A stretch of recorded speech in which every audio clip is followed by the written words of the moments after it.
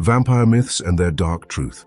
Dark nights, empty streets, a colder breeze, and suddenly the feeling of not being alone.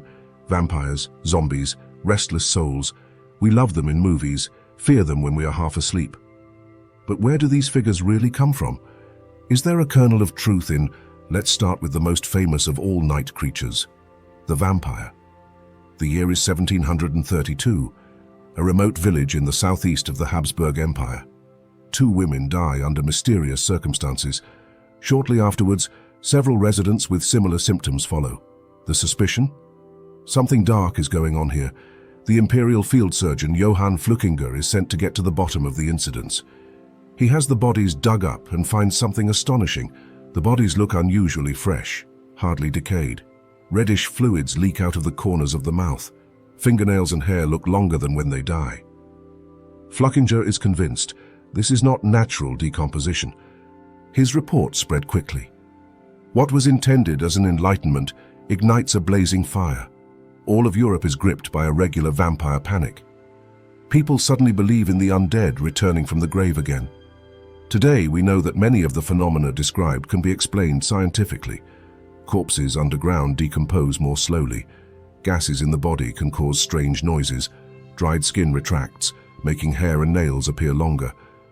But in the 18th century, fear is more powerful than enlightenment. Graves are opened, corpses impaled. Better safe than sorry. This age-old fear of the revenant, the dead who does not want to rest, extends far beyond the Balkans. Archaeologists in Bulgaria discover skeletons with iron stakes through the chest. In Romania, the belief in vampires lives on to this day, not as alien creatures, but as returned relatives. A deceased husband, a father, a neighbor. Not creepily strange, but eerily familiar. Garlic on doors, nails through the heart. Poppy seeds in the coffin to take advantage of the vampire's compulsion to count. These rituals are intended to banish evil, because the folk vampire is not a seductive figure, but a tormented soul that does not reach the afterlife. And that's exactly what makes him so dangerous. The modern vampire, as we know it today, elegant, aristocratic, irresistible, did not emerge until the 19th century. With the novel Dracula, Bram Stoker creates a character who is still fascinated today. His Dracula is more than just blood-sucking.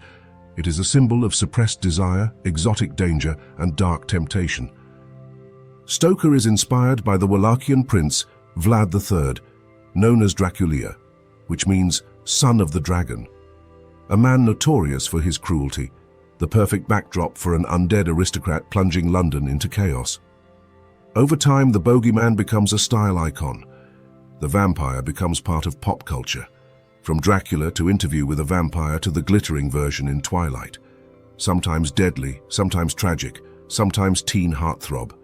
Why does the vampire remain so fascinating? Because it is changeable.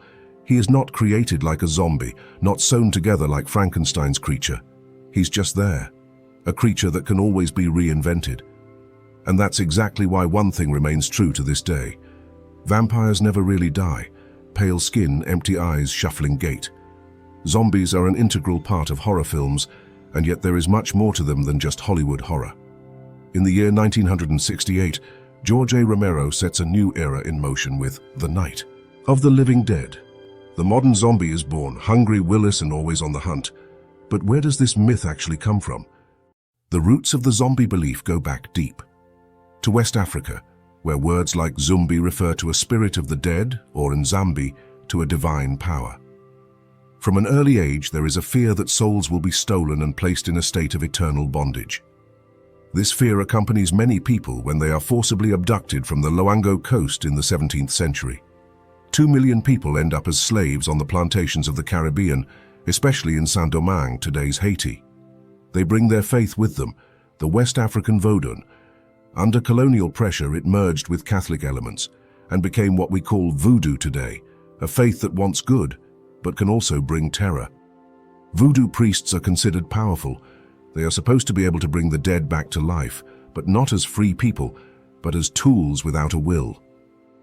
Zombies, they say, are victims of a curse.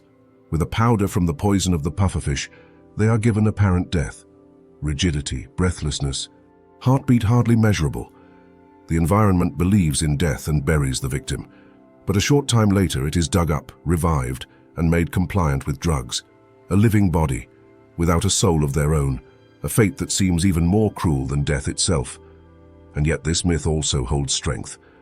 In the year 1791, oppressed Haiti rises. Slaves fight for freedom. All people are people. That is their call.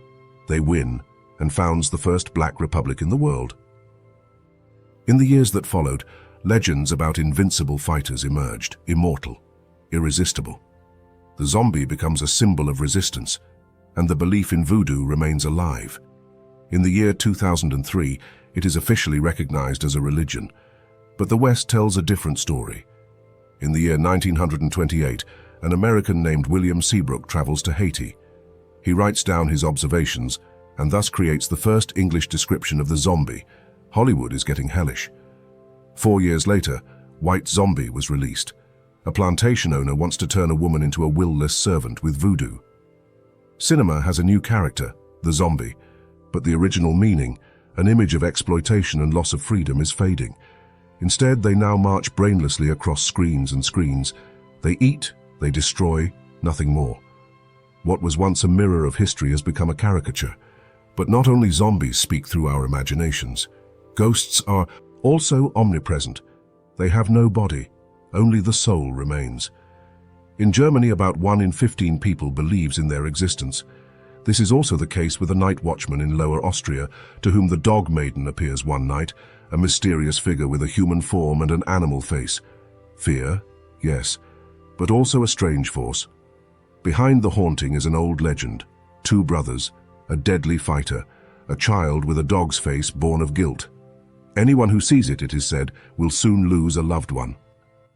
Such stories can be found all over the world. In ancient Rome, for example, families honor their guardian spirits, the lares and penates.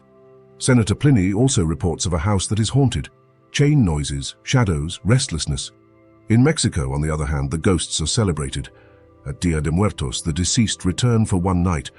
There is eating, laughing, remembering, sugar skulls, small altars, music. Death is not repressed but invited. It was quite different in 16th century England. There, everything was tried to keep ghosts away.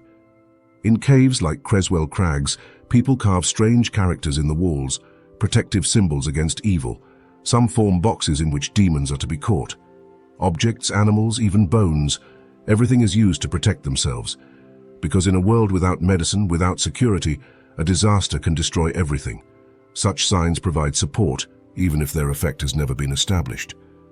In the 19th century, 2 world views finally collide. Belief in ghosts meets the power of science, and in the middle of it all, a man like Thomas Edison. He believes that technology can be used to make contact with the afterlife.